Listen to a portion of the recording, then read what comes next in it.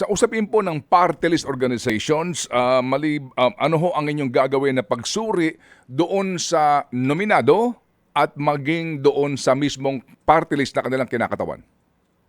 Lahat po, Sir Ted, na isasubmit nilang mga nominees, yung tig-10 bawat political party, party list organizations, ay amin pong ipapublish muna upang mula sa publication, may period yung mismong mga kababayan natin na gusto mag-question sa mismong nominado ng party list para po mag-question sila to disaccredit the party list kung talagang may problema yung buong party list. And at the same time, yung mga nominees pwede rin po nilang questionin para po ma-disqualify yung mismo mga nominees na yan. So, yan po ay bibilang mula sa period pa ng publication namin, hindi po sa period ng pagkaka-file nila ng mga certificates of nomination and acceptance. So, pakiabangan nyo po yung pong publication na pwedeng gawin po namin sa website ng komisyon. So ngayon po, di ho ba 160 party list organizations ang inyong binigyan ng accreditation?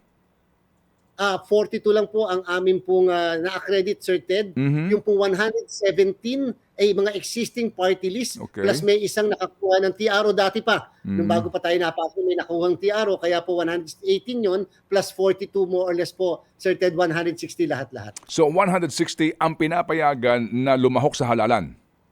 Tama po, tama po, Sir Ted. At yun ang inaasahan natin magpa-file ng Certificate of Nominations and Acceptance. Okay, yung pong mga bago ho na inyong binigyan accreditation, meron pa hong pagkakataon ang sino man po na questionin yung pong party list organization at mga nominado po nila o sa lahat po na kalahok sa halalan? Pwede po, sa lahat ng kalahok na yan na 160, pwede i-question pa yung mismong party list organization.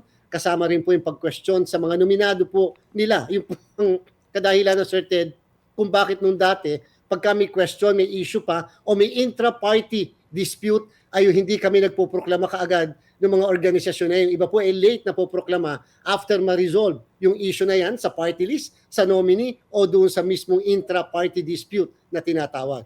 So ibig sabihin po itong 116 na ito na ngayon po so far kwalipikado ho, no, na maghain ng COC, hindi pa nakakasiguro na sila masasama doon po sa balota. Siyempre po, opo, Sir Ted, sapagkat tatandaan ng lahat, nung nagpa-accredit yung iba dyan, kahit nung hindi itong mga bago, yung dating mga accreditation, ay hindi naman usually nila sinasabi yung tunay na mga nominees sapagkat siyempre requirement lang po yun eh. Pero siyempre may proseso pa sila, may election, may nominasyon, and therefore maaari na ipresenta sa atin at mga listahan ay hindi naman talaga yun ang listahan na na-submit at pwede namin po makumpara yan at pwede namin matanong bakit nag-iba yung listahan na na-submit po sa atin. So again, pwede pa po ma-question, hindi lang yung party list, kung hindi po yung mismo mga nominees na sinabit po nila.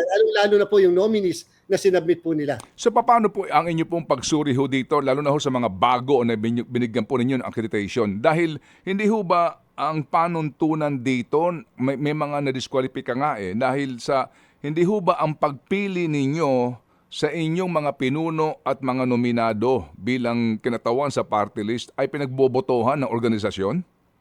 Tama po, yun usually, Sir Ted, ang nakalagay sa kanilang Constitution and Bylaws. Ang pagbabasihan lagi namin ay yung Constitution and Bylaws. Kung kaya naman minsan meron pang nag-aaway kung sino ang tunay na dapat na representante o nominado dahil ni-invoke magkaiba pa ng Constitution and Bylaws. So again, sa bandang huli, sabi ng Korte Suprema, sa isang kaso ay bandang huli, pagbabasihan lagi ng COMELEC ay yung mismong sinabit nila na Constitution and Bylaws sa amin. Gaano ho kayo kahigpit dyan sa pagbibigay po ng akreditasyon doon po sa kanila pong isunumiti sa inyo na dokumento na nagpapatunay na nagkaroon nga po ng halalan doon po sa pagpili ng mga nominees? Meron ho ba kayong hinihingi dyan minutes of the proceedings, mga ganun po? Yung nominees po, Sir Ted, after pa nito na filing ng mga certificates of nomination, tsaka kami magsasala pa. Sapagkat yung initial na sinabit nila, Sir Ted, alam naman po namin. Kasi halimbawa, nag-file sila as early as January o February ng taon na to. Kasi o nung last year. Kasi po ang deadline natin, Sir Ted, ay December 29, 2023. Ibig sabihin, as early as last year, Sir Ted, ay nag-file na sila ng mga petitions for accreditation sa atin. At yung mga existing naman, syempre existing na yon, ay ngayon lang sila nagsasubmit ng mga mismong nominees nila.